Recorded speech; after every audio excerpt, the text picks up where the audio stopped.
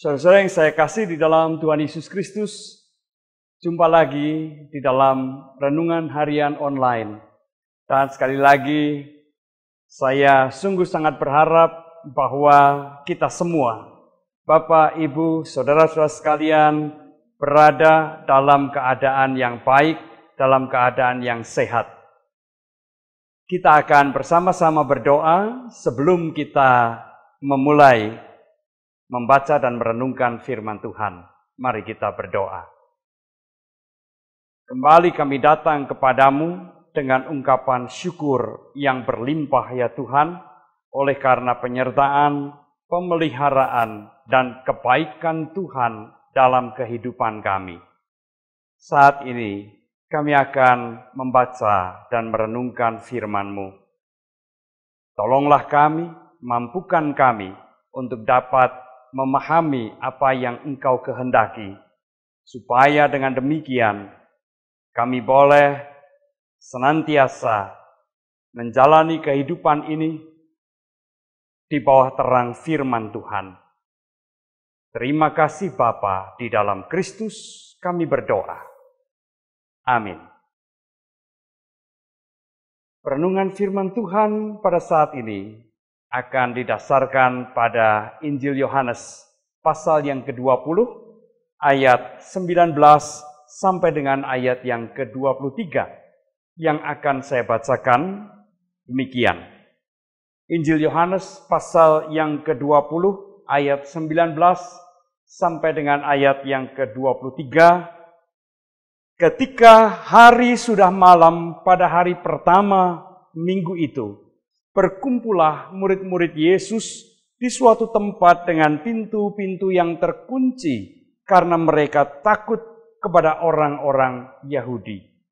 Pada waktu itu datanglah Yesus dan berdiri di tengah-tengah mereka dan berkata, "Damai sejahtera bagi kamu." Dan sesudah berkata demikian, ia menunjukkan tangannya dan lambungnya kepada mereka. Murid-murid itu bersukacita ketika mereka melihat Tuhan. Maka kata Yesus sekali lagi, "Damai sejahtera bagi kamu, sama seperti Bapa mengutus aku, demikian juga sekarang aku mengutus kamu." Dan sesudah berkata demikian, ia mengembusi mereka dan berkata, "Terimalah Roh Kudus. Jikalau kamu mengampuni dosa orang, dosanya diampuni. Dan jikalau kamu menyatakan dosa orang tetap ada, dosanya tetap ada." Demikianlah pembacaan firman Tuhan. Saudara yang saya kasih dalam Tuhan Yesus Kristus, persamaan apakah yang ada di antara kita dengan para murid dalam bacaan kita tadi? Saya kira ada beberapa persamaan yang ada di antara kita dengan para murid tadi. Di antaranya adalah bahwa para murid berkumpul dalam suasana yang diliputi dengan ketakutan. Mereka berkumpul pada malam hari. Kisah ini dipersaksikan terjadi pada malam hari dalam suasana yang gelap, dalam suasana yang muram. Bukankah barangkali ada di antara kita juga merasakan hal itu? Bahkan mungkin sebagian besar merasakan hal itu. Suasana yang diliputi dengan ketakutan dan kecemasan. Suasana yang muram, membayangkan apa yang akan terjadi di hari depan kita.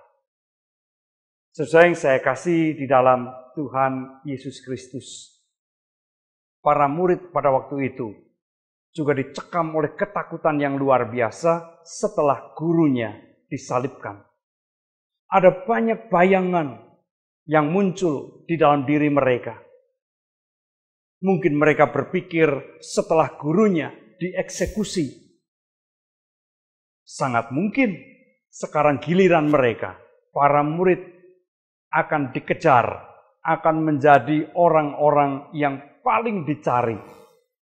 Sehingga itulah sebabnya mereka berkumpul dalam suasana yang penuh dengan ketakutan dan bahkan digambarkan mereka berada dalam satu ruangan dengan pintu dan jendela yang tertutup rapat. Menandakan betapa mereka berusaha melindungi diri mereka, menyembunyikan diri mereka dari kejaran orang-orang Yahudi itu. Dan kemunculan Yesus yang bangkit sungguh mengubah suasana mereka. Dari suasana yang penuh dengan ketakutan menjadi suasana yang diliputi dengan sukacita. Sehingga mereka boleh merasakan betapa kehadiran Kristus menghadirkan juga damai sejahtera di dalam diri mereka. Nah, sesuai yang saya kasih di dalam Tuhan Yesus Kristus. Ketika kita berada pada suasana atau masa karantina diri, ada sebagian orang yang mengisi hari-harinya, waktu-waktunya dengan menenggelamkan diri, dengan sibuk dengan HP-nya. Menerima begitu banyak berita-berita, cerita-cerita, analisis-analisis mengenai COVID-19. Saya tahu tidak semua berita, cerita, ataupun analisis itu benar. Tidak sedikit yang hanya menimbulkan ketakutan dan kecemasan.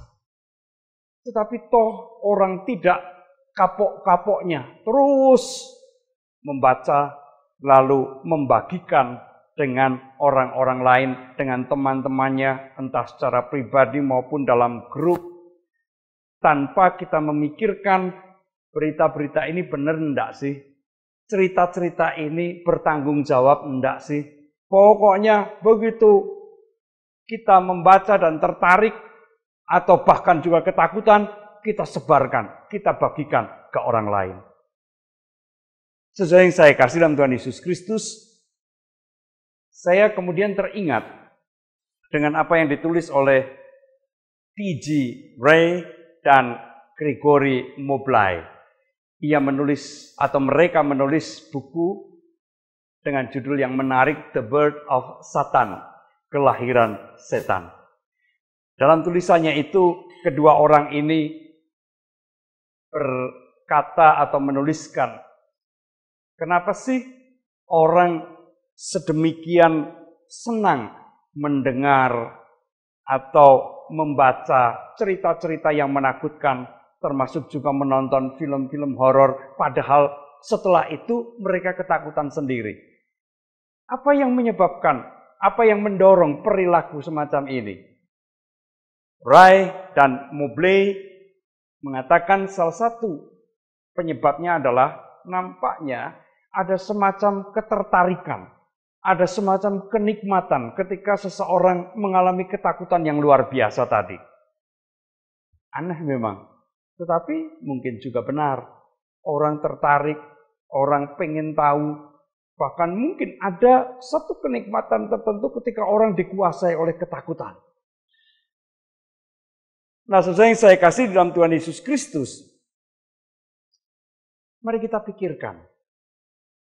Jikalau kita dikuasai oleh ketakutan dan kecemasan, keuntungan apa? Atau hal positif apa yang sebenarnya kita dapatkan dari semuanya itu? Apakah berita-berita, cerita-cerita yang menakutkan, yang belum tentu benar, yang kebenarannya barangkali sangat mungkin diragukan, itu memberikan sesuatu manfaat dalam diri kita? Apakah ketakutan itu membangun diri kita? Betapapun masuk akalnya alasan-alasan untuk takut tadi. Apakah ada hal yang positif? Apakah ada hal yang bermanfaat yang dapat kita petik dari rasa takut tadi, dari kondisi dikuasai oleh ketakutan tadi? Sesuai yang saya kasih dalam Tuhan Yesus Kristus, bukankah kita percaya bahwa Tuhan kita sudah bangkit. Tuhan yang bangkit itu hidup dan terus berkarya sampai dengan saat ini. Dan kebangkitan Tuhan sesungguhnya mengalahkan kuasa yang terbesar, kuasa yang paling menakutkan dalam kehidupan manusia, yaitu kuasa maut. Dengan demikian, itu berarti bahwa Tuhan kita jauh lebih besar daripada segala kuasa yang menakutkan tadi. Nah, saudara yang saya kasih di dalam Tuhan Yesus Kristus, oleh karena itu dalam masa-masa kita mengurung diri, jangan biarkan kita larut dalam ketakutan, dalam kecemasan. Tetapi mari kita hayati kehadiran Tuhan yang bangkit tadi. Karena jikalau kita menghayati bahwa Tuhan selalu hadir dan bekerja dalam kehidupan kita, maka kita juga akan mengalami dan merasakan damai sejahtera dari Tuhan yang menguatkan dan meneguhkan kita. Bukankah krisis kali ini bukanlah krisis yang pertama kali kita hadapi? Ada banyak di antara kita yang dalam kehidupannya telah mengalami berbagai macam krisis dan selalu saja kita dapat melewati krisis demi krisis itu dengan pertolongan dan pimpinan dari Tuhan. Bahkan ada pula yang mengatakan bahwa kehidupan manusia itu sebenarnya terbangun atas tumpukan krisis demi krisis. Oleh karena itu kita juga yakin dan percaya bahwa krisis ini pun akan berlalu. Sekalipun kita tidak tahu kapan. Tetapi kami percaya bahwa krisis ini tidak akan menghancurkan kehidupan kita, tetapi segera akan berlalu. Hanya saja, sesuai yang saya kasih dalam Tuhan Yesus Kristus, janganlah kita juga mencobai Tuhan, melainkan kita perlu menjaga diri, menjaga kesehatan, menahan diri untuk keluar rumah, berkumpul dengan orang-orang yang banyak. Itu perlu kita lakukan supaya kita tidak tertular dan juga tidak menulari siapapun. Sehingga dengan melakukan itu, kita bukan hanya menjaga diri kita, tetapi juga menjaga orang lain. Dan itulah yang Tuhan kehendaki. Maka jalani masa-masa karantina diri ini dengan penuh percaya. Tuhan tetap hadir dalam kehidupan kita, Tuhan memegang tangan kita. Tuhan menuntun kita untuk melewati krisis ini. Bahkan kita percaya Tuhan juga melindungi semua bangsa yang saat ini juga sedang menghadapi krisis yang sama. Tuhan akan menolong umatnya. Tuhan akan menolong umat manusia untuk melewati krisis ini. Dan biarlah segala sesuatunya itu kita percayakan kepada pimpinan dan penyertaan Tuhan. Tuhan memberkati. Amin. Mari kita bersama-sama kembali berdoa. Bapa di surga, kami bersyukur bahwa kami boleh diingatkan di masa-masa yang sulit ini bahwa Tuhan adalah Tuhan yang telah bangkit, Tuhan yang menang atas kuasa yang begitu menakutkan bagi seluruh umat manusia, yaitu kuasa kematian. Sehingga dengan demikian kami boleh diingatkan bahwa Tuhan telah berkuasa atas segala kuasa tersebut, dan Tuhan jugalah yang hadir di dalam kehidupan kami, menuntun kami, dan memimpin kehidupan kami. Ajarkan kepada kami untuk memasrahkan diri kami di bawah pimpinan Tuhan, sehingga kami juga dapat menjalaninya dengan penuh damai sejahtera. Terima kasih Bapa, kami doakan untuk perjuangan yang dilakukan oleh siapapun dan dimanapun dalam rangka untuk mengatasi wabah COVID-19 ini.